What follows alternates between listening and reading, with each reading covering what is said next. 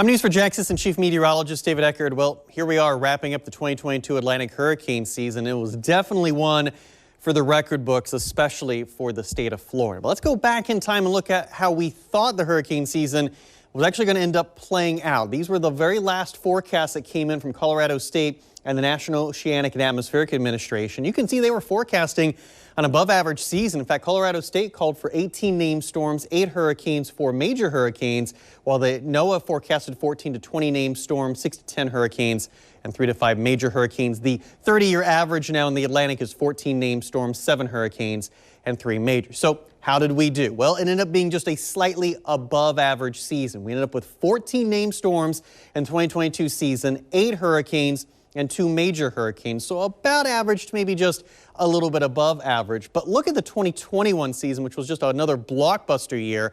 21 named storms, then 7 hurricanes and 4 major hurricanes. But without a doubt, the 2022 season is going to be remembered much more here in Florida than the 2021 season. So how did the year play out? Well, let's first off talk about what happened early on. In the month of June, we had one storm and it in fact impacted set parts of Florida. This was potential tropical cyclone 1, which later became Alex. There were no hurricanes, though, in the month of June.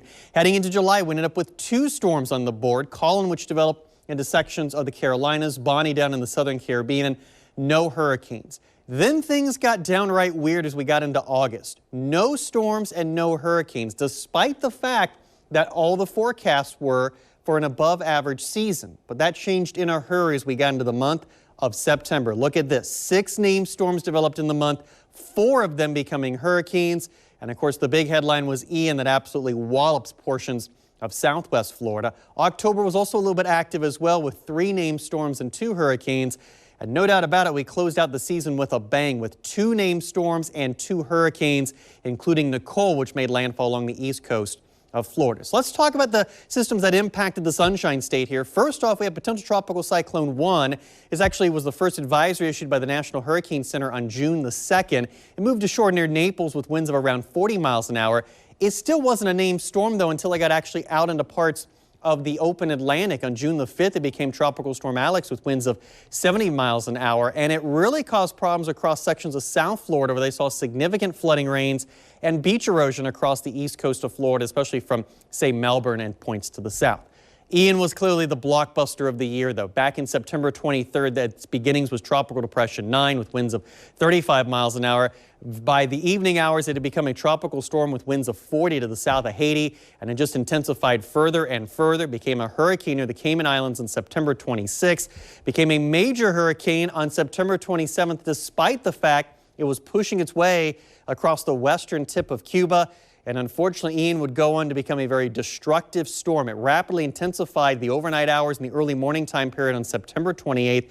Winds topped out at 140 miles an hour, completely walloped southwest Florida with significant storm surge. Surge looks like it was 12 to 18 feet in Fort Myers Beach. The biggest storm surge event we have seen since Katrina in the United States, and it made landfall with a high-end Category 4 major hurricane with winds of 150 miles an hour. Wasn't done yet, though. Then it moved into the Atlantic to the south of Daytona Beach, where it dumped historic flooding in the Orlando metro area. And for us here in the Jacksonville region, it stayed to the east, which meant a lot of the worst of the wind was in the open Atlantic. However, we still dealt with tropical storm force winds, some beach erosion, a lot of storm surge, including along the St. Johns River. The other big system was Nicole, and this was an odd one. It formed in November. November the 7th was the first advisory on subtropical storm Nicole. It becomes a hurricane on November the 9th with winds of 75 miles an hour. Here we go. On November the 10th, it made landfall with winds of 75 miles an hour. It became the first hurricane to make landfall on the east coast of Florida since the Yankee hurricane in 1935 in the month of November. Then on November the 10th, Nicole stayed well to the west, but that was not great. That meant we ended up being on what's called the active side of the storm. We saw numerous rain bands, quite a bit of wind, significant surge, and a nor'easter developed ahead of our system. So that just really exacerbated the whole situation, which is why the beach and coastal communities dealt with the brunt of the system was the 1-2 punch of the nor'easter and Nicole. So bottom line, even though it's just a slightly above average season, the 2022 Atlantic hurricane season is going to go in the record books, no doubt about it, for southeast Georgia and northeast Florida. I'm Assistant Chief Meteorologist David Heckard for Channel 4, the local station.